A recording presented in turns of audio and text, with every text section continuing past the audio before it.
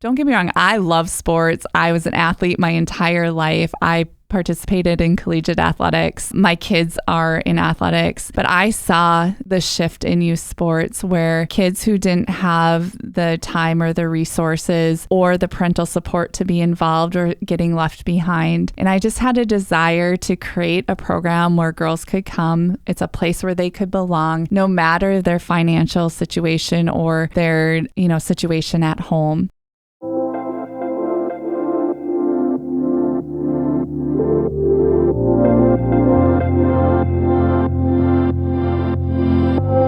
Welcome to the DMF podcast, where you will find great conversations with interesting people who have been called to serve. We'll meet impactful charities, dive deep into pressing health topics, and learn from servant leaders who are working to see, be, and spread light. At the end of each episode, we hope you're inspired to realize that you have your own unlimited potential to change the world for the better. Join us as we work to create a region of the healthiest, most purpose-driven people on the planet. Welcome back to the DMF podcast. I'm your host, Whitney Isaacson, and thanks for joining me in another conversation as we highlight a health issue that's impacting us today. Our young kids today are faced with so many pressures and influences telling them that they're not good enough unless they achieve this or achieve that. And what happens to mental health when you're never satisfied and you never feel good about what you're doing or how you look?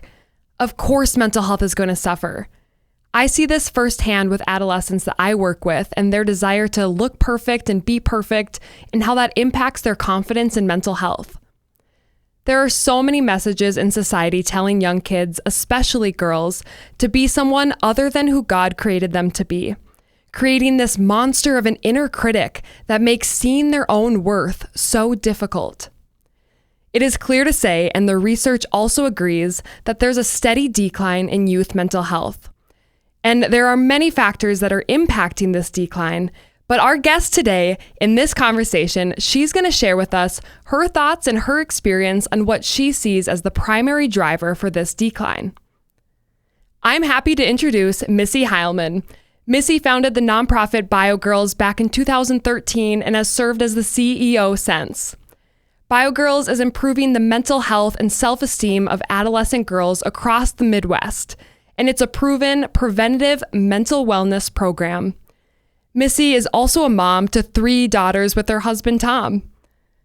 BioGirls is working to change that narrative and give young girls the tools to believe that they are worthy for just who they are, who God created them to be, and not some expectations that society puts on them.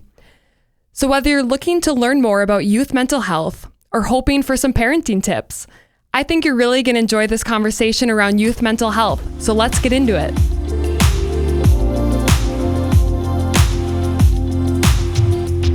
All right, everyone, we have Missy in the studio today, and we are so excited to be sitting down with you and having you on the DMF podcast. So thanks for being here. Thanks for having me, Whitney. Yes, and like I said before we hit record, my first and favorite question I like to ask is just, why do you do what you do? So, we know a lot about you and just BioGirls, but specifically, what are you most passionate about in your role as founding and being the CEO of BioGirls? I do what I do because I want every girl to believe that she is worthy just for who she is, who God made her to be, not based on some expectation that society or somebody else puts on her. And that's what keeps me motivated and keeps me going to work every day. Mm-hmm. Yeah, I love it. And I just love how you said helping the girls know who they are for how God made them. Mm-hmm. And I spend a lot of time with middle school girls at my church youth group. And I'm always shocked by just how vulnerable they are with sharing their struggles and their struggles with mental health, and just then getting to use that faith-based perspective to speak life into them. But it does make me wonder, wow, they really are struggling. And I know you see that with BioGirls as well. So is mental health for youth on the up and up, and where are we at with it? Yeah, I think, coming out of the pandemic, there was so much media attention around the mental health of our youth, not just girls, but our youth in general.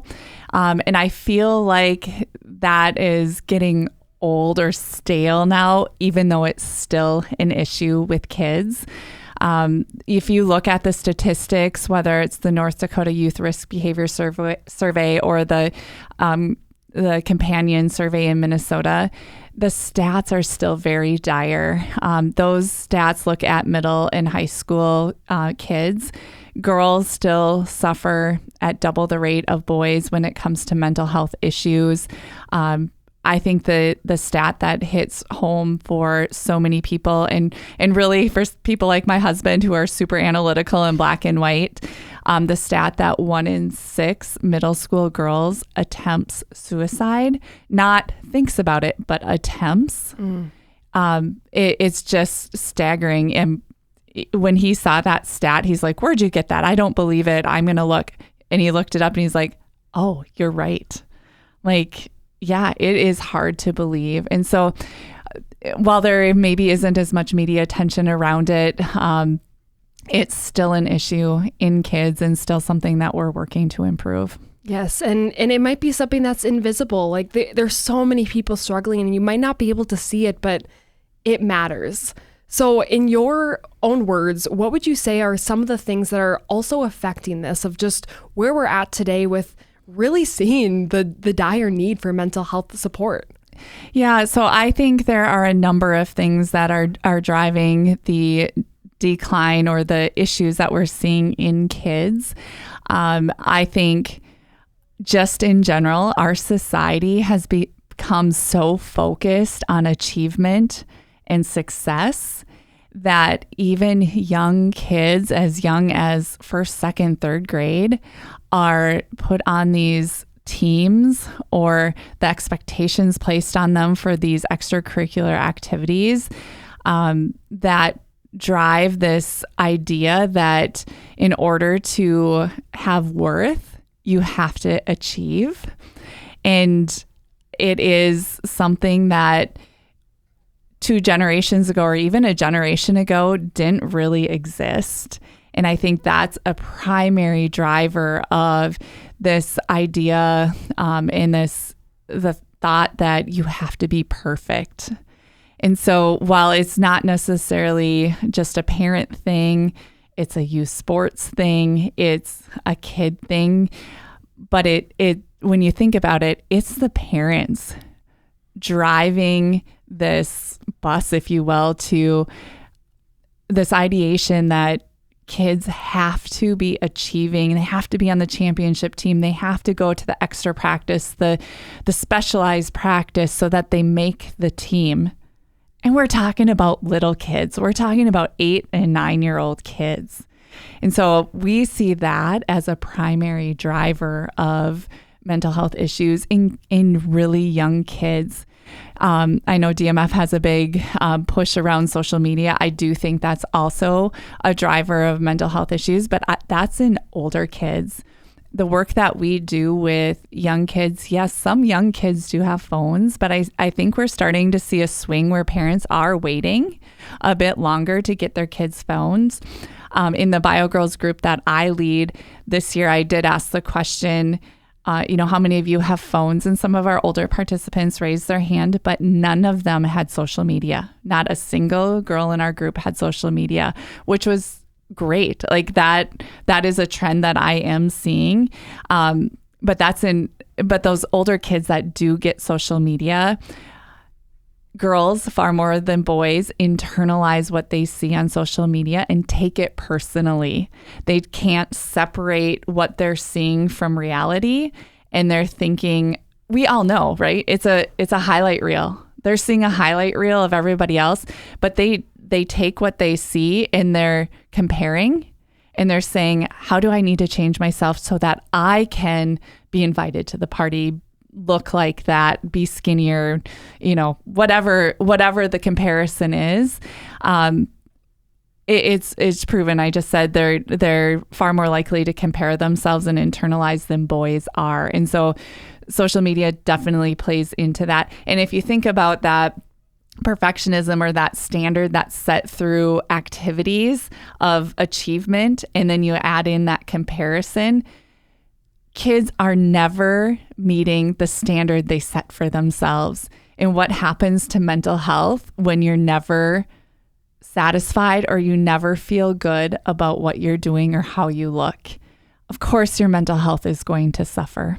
Mm-hmm. Yes. So many things affecting mental health. And I love how you laid out the pressure around achievement, but then also the comparison aspect. And there's just so much pressure, like you said, on very young kids. Yeah. But then there's no follow-up conversations of how are we managing or coping or navigating all this pressure? Mm-hmm.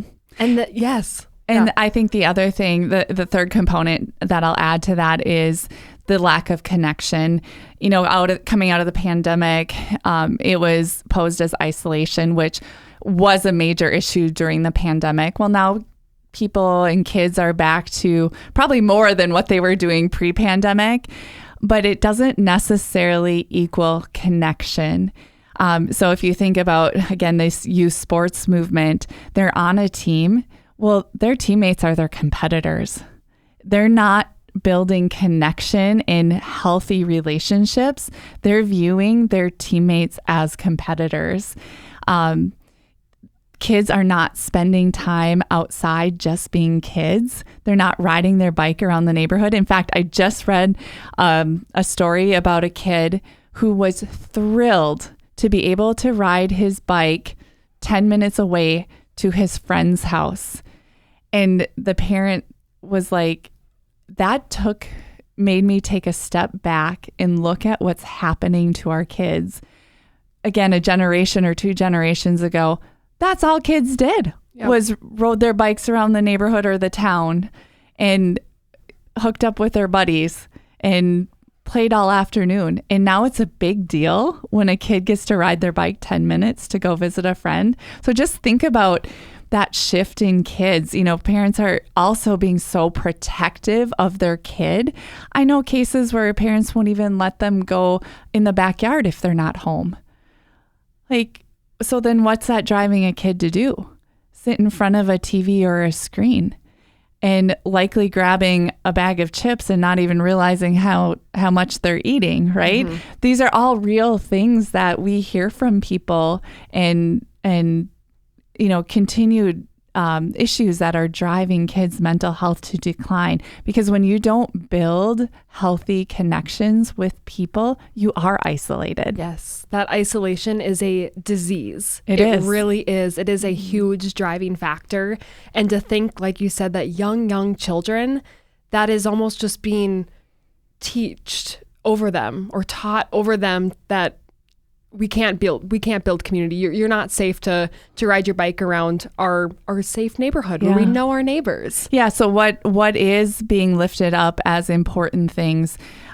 Getting better, getting first place, winning the tournament, making the next team, you know, going to the next practice. Like those are the things that are being elevated as the important things in your life. And don't get me wrong. Like those are all important things and you learn so many valuable lessons from participating in sports. But when that trumps all else, you are missing out on some really important pieces of life. Yes. And not even sports alone, but it goes back to a whole biblical teaching of not idolizing material things. Because when you do that, you get distracted from what matters most in life. You can't find any meaning and purpose to your life. And that's where I think and I believe that what you were saying is why we are seeing so many mental health issues, because there are so many intrusive thoughts, so many influences coming at us and our young kids at such an early age that they have no way of discerning what is right, what is true, what is wrong. And they're getting stuck in a cycle of mental health troubling thoughts. And a cycle of always thinking about me first. And I see that in relationships between kids and young kids. Just recently had a long conversation with a friend. Her daughter is a third grader. And the amount of insults and just plain cruelty that her daughter has experienced in 3rd grade from other children, and not just girls. There's some boys, but kids calling her fat, and she is anything but fat. Kids telling her that she's not cool because she doesn't use $200 face serum in 3rd grade. Wow. And this is all being driven from somewhere, and it's coming from the top down, from parents and caregivers. It's putting emphasis on worldly things that are just not important or shouldn't be the most important thing, and this me-driven attitude. And I firmly believe that me-driven attitude comes from, again, always expecting our kids to achieve. Did you know that medical expenses are the #1 cause of bankruptcy? If you want to help an individual or family experiencing a health crisis, loss of life, or other trauma, head to lendahandup.org to support a neighbor in need today. If you want to learn more about the silent epidemic of digital addiction, learn to spot the warning signs of child sexual abuse, or are interested in starting a charitable fund for a cause you're passionate about, head to dacmed.org today. Wow, so good. So tell me, why BioGirls? Why do you guys exist? For anyone listening that doesn't know, what is your guys' mission, and why BioGirls? BioGirls stands for Beautiful Inside and Out, and our mission is to improve the mental health of adolescent girls through empowerment of self and connection with others. I created BioGirls back in 2012, 2013, because I saw a need. I saw at the time youth sports, and don't get me wrong, I love sports. I was an athlete my entire life. I participated in collegiate athletics. My kids are in athletics, but I saw the shift in youth sports where kids who didn't have the time or the resources or the parental support to be involved or getting left behind. And I just had a desire to create a program where girls could come. It's a place where they could belong, no matter their financial situation or their, situation at home. At the same time, I had 2 little girls. I now have 3 not so little girls. But I saw all these messages that society was placing upon our girls to be someone other than who God created them to be. Obviously, I knew that existed. I grew up in the era of Vogue magazine and, all the magazines in the grocery store aisle telling you that there's five exercises to make your butt smaller or whatever it was. I was aware of that, but when I had little girls of my own and I saw this through their eyes, it made me very angry and made me want to do something about it. So really, those were the 2 catalysts for creating the program. BioGirls combines some proven tools to increase self-esteem. So mentorship and connection is a big part of the program. So that connection with the mentor, but then also breaking down barriers to connect peers to peers and develop relationships with kids that maybe they wouldn't develop relationships with otherwise. In Fargo-Moorhead, that could be kids from different schools. In small towns, that may be kids from different social economic statuses. We see it happen all the time. The second proven technique that we use is physical activity or creative arts in a non-competitive environment. So we're using physical activity as a way to show girls that moving your body is positive both for your physical health and your mental health, and that it's a lifelong thing. It has nothing to do with achievement. Yes, there is achievement as a part of that, but that's not the goal. The goal is to teach accountability, to celebrate progress, to show that not every day is going to be an easy day, but if you get out there and do it, you're going to feel a heck of a lot better once you do. And so we use physical activity and creative arts to teach some of those lessons for girls.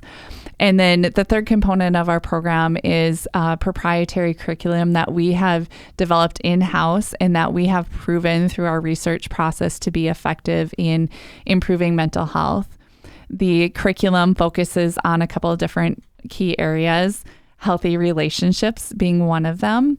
So I already mentioned some of the issues we're seeing in young kids in terms of interpersonal relationships.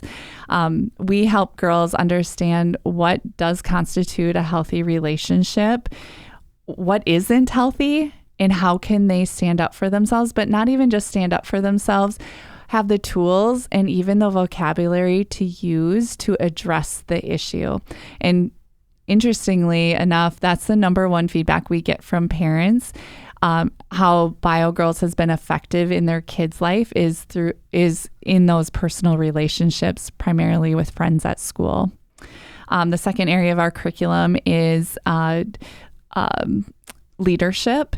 And leadership not being like you are going to be elevated as the leader in the program. It's leadership in terms of girls taking healthy risks. So girls far more likely than boys are giving up the things that they love to do or not trying something new because of this idea of perfectionism and fearing failure. So we're giving girls the opportunity to fail and to grow from that failure throughout our lessons. And actually the physical activity ties right into that.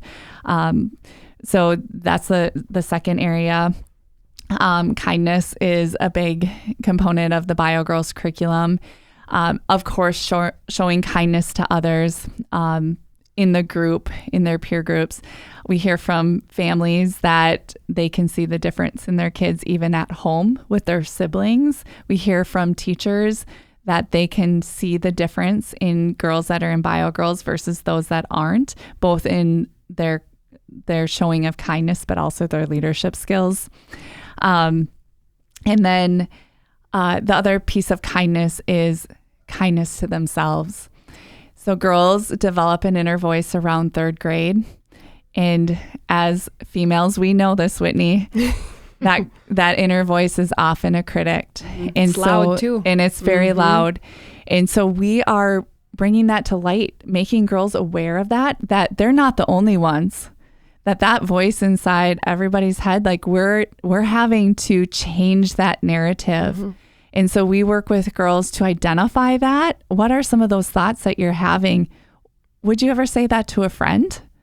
Would you treat a friend that way? No. They're always flabbergasted when, we do that lesson and the leader is up there saying, my friend said I was ugly and my friend said I wasn't prepared for my presentation. And then we reveal that friend is actually me. They're like, what? But they're all like, oh yeah, I'm not the only one. And so we work with girls to identify that and then how to change that narrative so that as they continue to grow, they can use some of those skills and techniques to change that narrative. And I know you guys also have faith built into all of your content as well. Yeah. It's one of the pieces of the program that we get feedback on, like, doesn't that make it exclusive? And I say, you know what? We've had 18,000 girls go through our program over the last 12 years. So that shows me that it's actually inviting girls in and connecting girls with one another.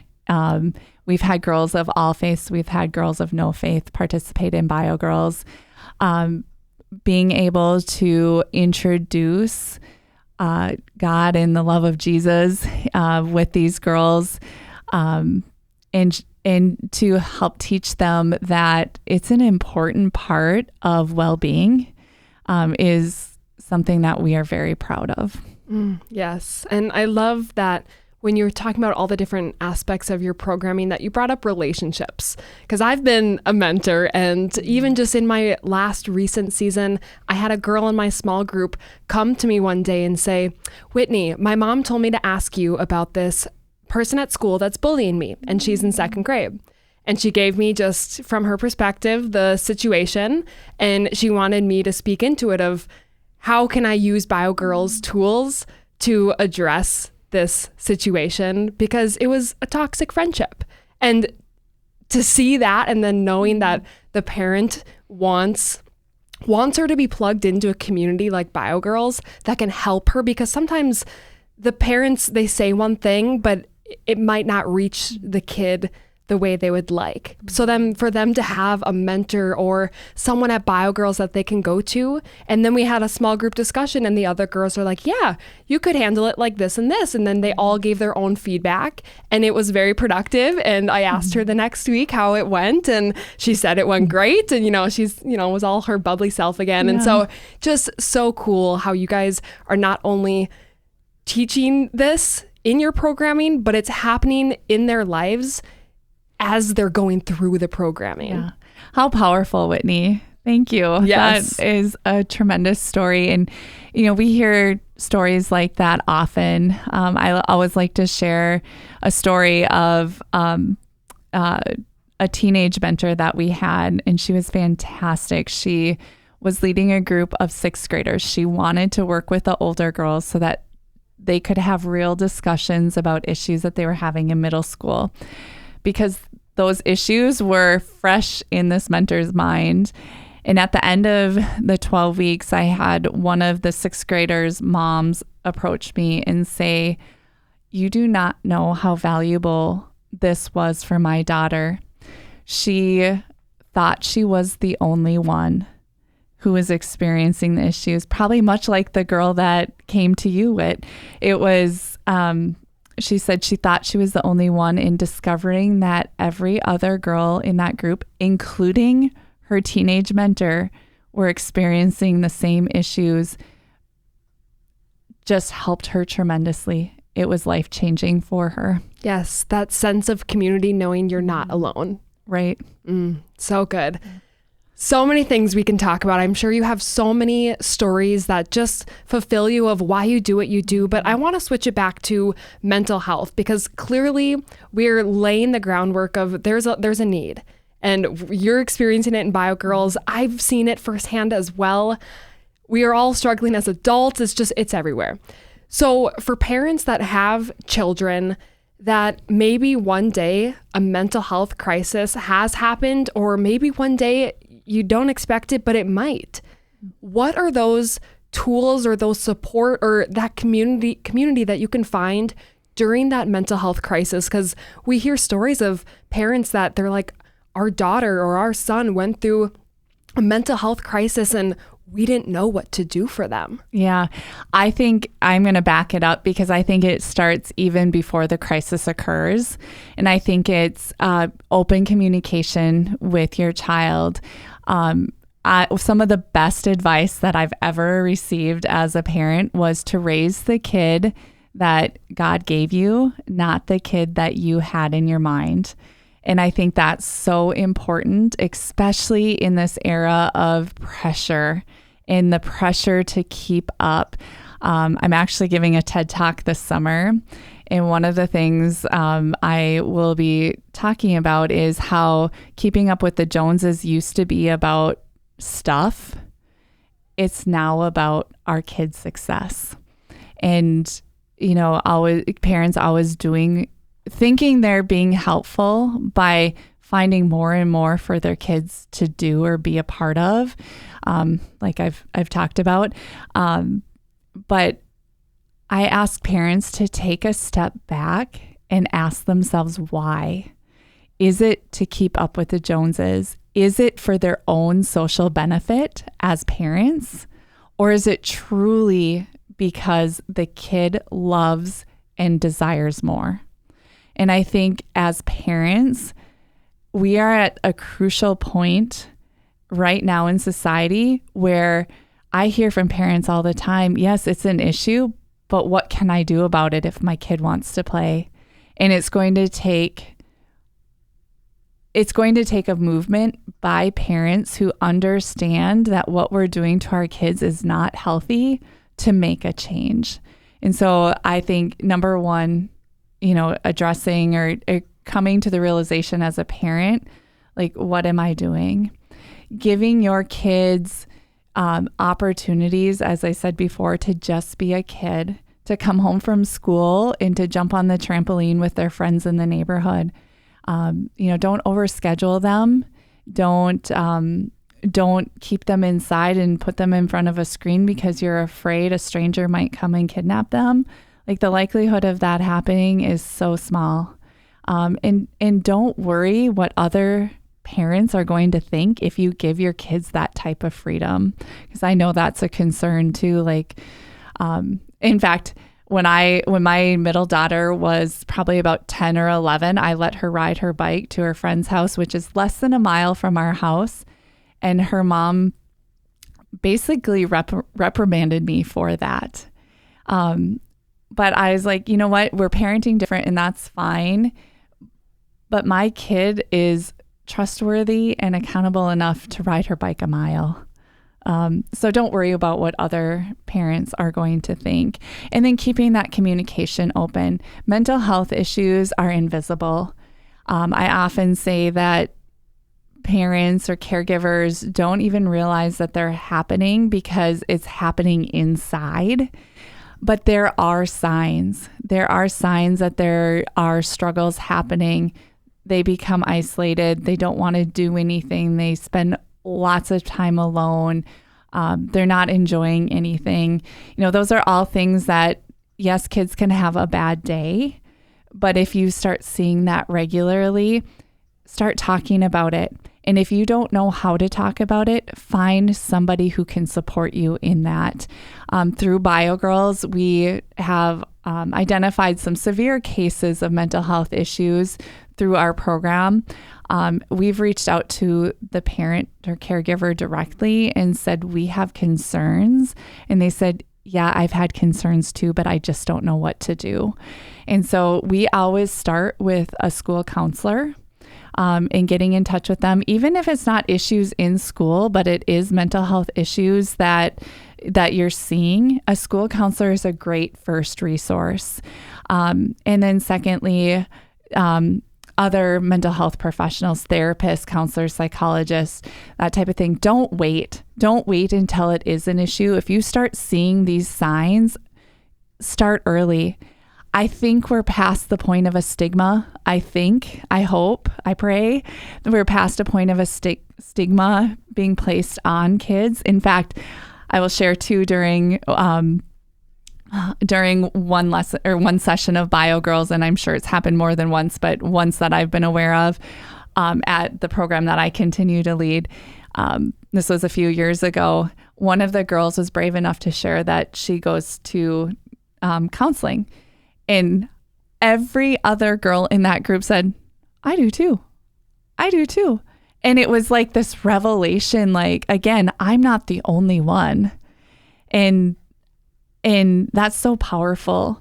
But I think so important for kids to be able to talk to a neutral party, to get to communicate, number one, to get it out, but then also to develop skills that they can personally use to address the issues that either they're experiencing or whatever is going on inside of their head. So don't wait. Don't wait until it's an issue. Get them the help that they need early. And then the other thing I'm a big proponent of is there's not a one-size-fits-all fix-it method for mental health issues. Start with the therapy, but if you're still seeing issues, be in communication with that therapist and a pediatrician about the potential of medication. Now, it's not right for everybody, but in some cases, that medication is needed to help the therapy work. I speak from experience. My oldest daughter was that case. She had extreme anxiety going into middle school, and I didn't know how to help. So we got her into therapy. The therapy, while they were doing the right things, was not effective until she went on an anxiety medication. And we saw such an immediate change in her. And the ability to take what she was learning in therapy and actually use it in her life. And she was on the medication and in therapy for 3 to 4 years. As she started her senior year of high school, she said, "Mom, I think I'm ready to go off the medication." And I said, "Perfect. You're still home, so we can monitor and make sure that everything is okay." So I felt good about that, but she knew she was ready. She was using what she learned and was able to manage her anxiety, and she's been off her medication now for over 2 years. So as parents, it's scary to think about that route for your kids, but having gone through it, I wish we would have put her on it a year earlier because of the difference it made for her. And because they're on it at some point doesn't mean they'll be on it forever. So it's a case-by-case basis, but don't wait. Yeah. There are resources out there and use it. Now, if it's a crisis situation, obviously that's totally different. There are, I forget the name of it, the crisis hotline that you can call, whether it's suicide or not. Use those resources. As parents, sometimes we're too close to the situation to be able to handle it effectively. They can help diffuse. They can help the kid understand what's happening, help the parents, and give them tips and suggestions. If it's a critical emergency, call 911. Yeah. Yeah. I love how you pointed out with the prevention side of just having open communication.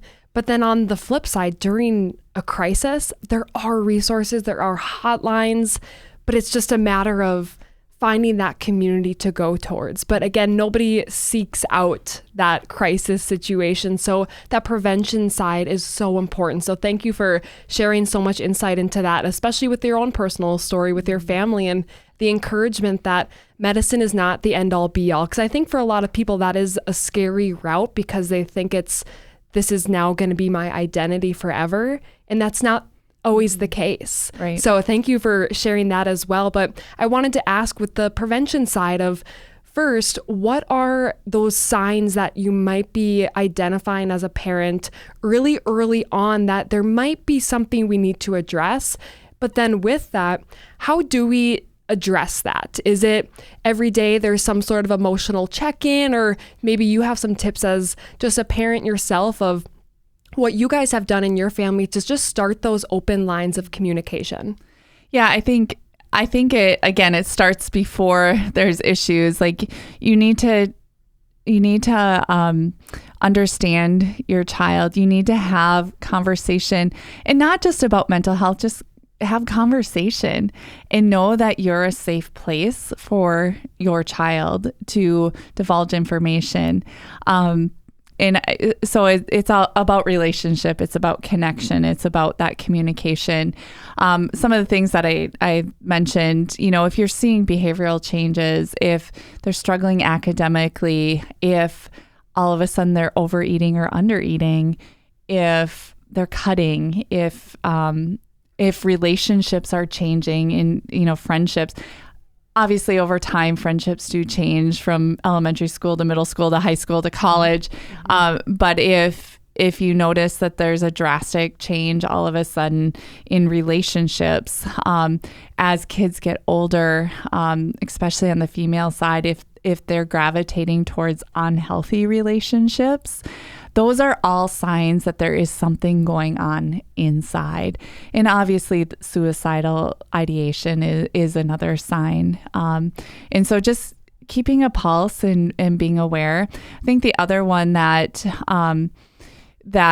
is maybe just chalked up to being a kid or being a teenager is just going up to their room and being isolated for hours on end, not coming down. Maybe they come down to eat dinner and then they're right back up in their room. Like that's definitely a red flag and something that, should be addressed. Not what are you doing in your room so much, but just, again, starting a conversation and talking. One of my friends shared with me a technique for having maybe tougher conversations. Go for a drive. So you're not sitting face to face, because that can be intimidating. It can be scary. If emotions start showing, that's not always comfortable. So if you're sitting side by side in a car, it's a lot easier to pull things out of kids.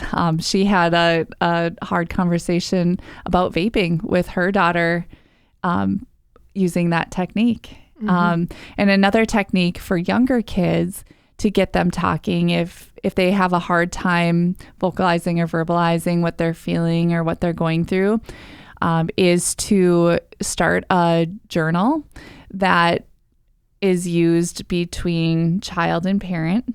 So, for example, parent could write, "I've noticed you're not eating as much, and I'm concerned," or some prompt, and then you put it under the pillow of your child.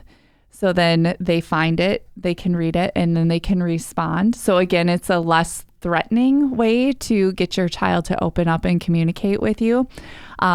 I know lots of parents that have used this technique and learn a lot about what's going on inside, because their kid it's a lot easier for them to write than it is to speak. Mm-hmm. Wow. Such great tools there of just identifying maybe certain signs with switches in relationships or whatever that might be, because those switches in relationships, that's traumatic for kids. Yeah. Just navigating, why am I not wanting to be friends, or what happened here, and just all of those emotions, that can be traumatic for kids. Yeah. And maybe it's just, nothing happened. They're just isolating themselves because of what's going on inside. And so understanding the why is really important. Yes. And then I love the pillow talk of just journaling those prompts, but then maybe going for a drive, or maybe that's even a walk. So all great things for parents that are listening. And, we are recording this episode in May, which is Mental Health Awareness Month. And I just wanted to ask, what does that mean to you? What does that awareness month mean to you? And what does that mean to BioGirls? Yeah, I think a couple of things. Mental health is as important as physical health. I think in some regards, the term mental health has been watered down a little bit. And I think it's important for kids and caregivers to understand the difference between, something not going right or just having a bad day versus a mental health issue. I think this generation of kids has this idea that mental health is a bad day, but it isn't. Everybody has a bad day, and that's important for them to understand and be able to work through. But mental health is how you feel about yourself most of the time. And in those thoughts and those feelings that come with that. So there is no one size fits all way to ensure that mental health is good in all kids, right? So therapy might work for one, medication might work for another. BioGirls is working on the preventative side of mental health to help girls navigate some of the issues that they will face as they go through kind of the prepubescent years and middle school years and even high school years. It's teaching skills that they can utilize during those years to help maintain their self-esteem and their mental health. But it's also showing them that connection is really important. I love the story that you shared already. And I have lots of stories like that. This past year at our All of It site, we had 25 girls come back from the prior year, which is more than half of our participants. I made the decision to place them with the same mentors for the most part so that they could continue to build on that connection that they had built that first year. And I will say that growth in the girls and their love of coming to BioGirls was like nothing I've ever seen in the 15 programs that I've led. And so that tells me that connection piece is so critical to what we do. And some of the stories and information that was shared with the mentors is deep. It's deep for these little gals. I have a gal that's participated for 3 years. Her and I have created a really cool relationship. I only see her at Bio Girls, so I see her 3 months out of the year. But the things that she shares with me are deep, and we have some really great conversations. And I know she views me as a trusted friend and mentor, and that's so cool. And I'm just so blessed and privileged to be able to serve in that capacity. But again, there's lots of resources out there. So I think my biggest piece of advice is don't wait. Don't wait. Seek it out.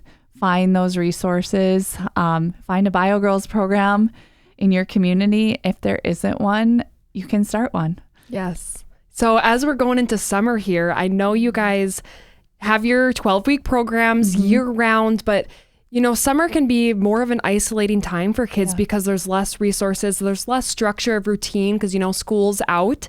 So how can we have more resources and support during summer, but also maybe a little plug for your summer camps? Because I know you guys also do summer camps. Yeah, we do have year-round programming. So if someone's interested in the 12-week programming, depending on your community, there's probably an option to get involved. We do have summer camp happening 3 weeks in June, 3 weeks in July. It is different than our 12-week programming. So even if girls have participated in the spring in the Fargo-Moorhead area, they are welcome to join summer camp. We have one of my most favorite parts about it is the leaders of the summer camp are all past Bio Girls themselves. So we have a college student who's the leader, and then she's supported by 4 high school students who've been there, done that. They've been in Bio Girls. They've served as a junior mentor or mentor in one of our programs, and they're just amazing, amazing young women who will be tremendous role models for the kids. So yeah, that's part of it. In terms of isolation, I think I'm going to sound like a broken record, but let your kids go outside and play. Yes. Let them go out and have fun with their friends and, play hide and seek and go to the park and jump on the trampoline, whatever it is, let your kids get outside and just be a kid. Yes.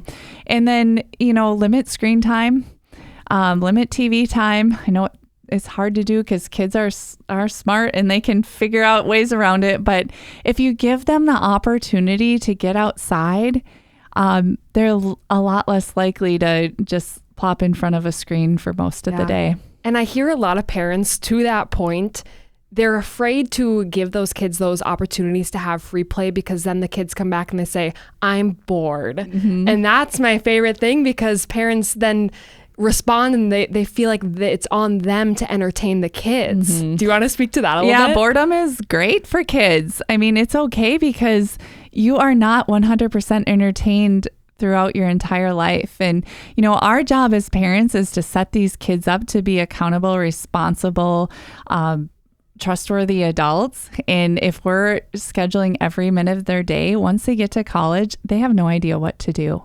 And so boredom is completely fine. Let kids be bored. Yes, and it's not on the parent. I feel like that always comes up. But all right, last couple questions for you. Just high level, I'm curious if you could just give an example of your favorite lesson that is in the 12-week program. Just for someone who's listening that, Bio Girls sounds great, but what is it actually like when the girls come to that 12-week program and the experience? What's your favorite lesson? That's a hard one. I have lots of favorite lessons. I think one that stands out is, so let me preface this by saying we have 3 years of curriculum. So even if a girl does Bio Girls as a second grader, she can come back year over year and it is different curriculum. So I say 3 years, but we do modify every year. And even if she comes back again as a fifth grader, so she's participated now in her 4th year, the curriculum will be different. And as a fifth grader and as a 6th grader, she'll take very different things from the lessons than she did as a 2nd or a 3rd grader. And we see a drop off in 5th and 6th grade participation in Bio Girls. And it breaks my heart because I believe that those are the 2 years where the program is most beneficial and it sets them up for middle school. And so I highly encourage parents. I know kids get busier as they get older. They're involved in more activities and have to start choosing, but choose their mental health, choose that connection, choose those positive relationships over one more thing for X, Y, or Z. So my favorite lesson, I think, is around celebrating progress, and showing girls that, they're seeing, again, the highlight reel. They hear about the championship. They hear about, maybe their friend is in a pageant and wins the pageant, but they forget that there are hours and hours of hard work and many, many failures that go into any sort of success. And so we have a lesson that's built upon the 12 weeks of the BioGirls program. So whether they're training for that 5K with our running program, or their art finale with the art program, or the yoga finale for the yoga program, no matter what it is, they're training those 12 weeks for that finale event. And we use that training to build a ladder. And it's such a great visual to show that progress is not always linear. So my ladder, this was a lesson from last year, my ladder, the first week we did, 10 or 15 minutes of running games. The second week we maybe did 15 to 20 minutes. So our ladder went up. Well, then in the third week, it was really crappy outside and something else was going on in the church. So we didn't get to do activity. So our ladder went back down, and then it went up a couple of weeks, and then it went over sideways. Like we did the same exact run in the 6th week or whatever. And then it went back down because we did our service project and didn't have time to run. And then it built up, to our finale event. And so just that visual, kids were like, oh yeah. But every one of them was able to celebrate improvement from week 1 to week 11 and was ready for that 5K that we did. And I think I saw lots of light bulbs for the kids that week. Like, I don't have to be better every single week, and yet I can still make progress. And so it was a really, really great life lesson. Yes. And to your point at the beginning of idolizing achievement, it's really nice to break down and celebrate those progress marks, because no matter what, it's good to look back and reflect on the hard work. And I love how BioGirls just embodies that you can do hard things. Yeah. So thank you so much for just everything that you do. And you're just so insightful. I feel like we could talk for hours, but I want to give you one last opportunity to just share how people can get involved with BioGirls, support you, or how they can get involved with their kids of just choosing their mental health. Yeah. There's lots of ways to get involved with BioGirls. Our program is 100% volunteer facilitated. So in 2025, we'll have nearly 1,500, mostly women, few men, leading programming in their communities across 5 states. We are continuing to grow. That is a goal of ours. So if there is not a BioGirls program in your community, even if you're not the right person to lead the program, we would love to get connected with you to find out who is the right person. Can you connect us with that person? But if you are the person, reach out. We'd love to talk to you. If you're not the person to lead, but you want to be involved as a mentor like Whitney is, we need lots of mentors as well. Again, it's 100% program or volunteer facilitated. We also have one-off opportunities throughout the year where you come into our office to help us. We ship 121 totes out full of supplies for the programs, and we need help counting, sorting, packing, shipping, that type of thing. So there's opportunities like that. We have 3 major events each year: Giving Hearts Day. In February, we have our 5K race in Fargo in May, and then our gala is in October. So participating in any of those events or being on the planning committee for those events is another opportunity to get involved. And then, of course, we're a 501c3, so our mission is fueled by the generosity of our communities, businesses, and people.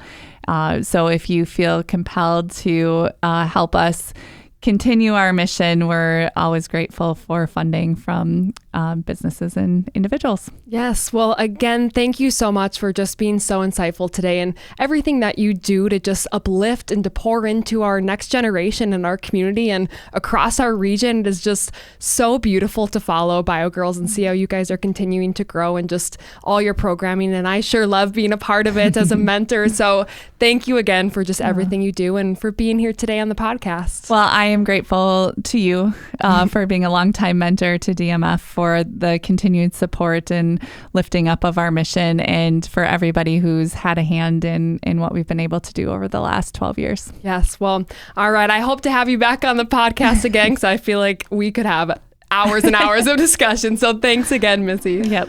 Thank you.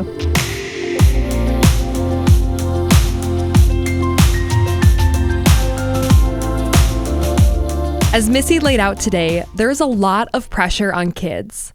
The pressure that in order to have worth, you have to achieve. And that is a standard that kids will just never meet for themselves. And it's also not fostering a healthy environment for mental health. And then that advice that Missy shared about raising the kid that God gave you, not the kid that you had in mind. Wow, that is so important in this era of pressure. Again, that pressure to keep up and to be perfect and change who you are just to meet society's expectations. Missy also shared with us today some great tips for parents in preventing mental health crises and resources that you can use to support youth mental health. Tips like not waiting until there's behavioral concerns and starting to have real and open communication with your kids so that they know you're a safe place to go to share information. I loved the idea that she had of journaling back and forth with your child or going for drives with them just to start that line of communication. And also to not wait to get help. If you have any behavioral concerns with your child, concerns like a sudden drop in academic performance, over or under eating, being isolated, relationships that are changing and turning unhealthy, then there are professionals who can step in to help. Getting professional support can give you, as a parent, a better understanding of what is going on with your child and give you the support that you and your child need. Mental health is not a one-size-fits-all conversation. There is so much to it, and I really hope you learned something new today with Missy and her passion for advocating and preventing youth mental health crises. Don't forget to check out more at biogirls.org. All right, folks, that is going to be a wrap for today. Thank you so much for listening. We really hope you enjoyed this episode, and we'll catch you next time on the DMF podcast. And remember, we are called to serve.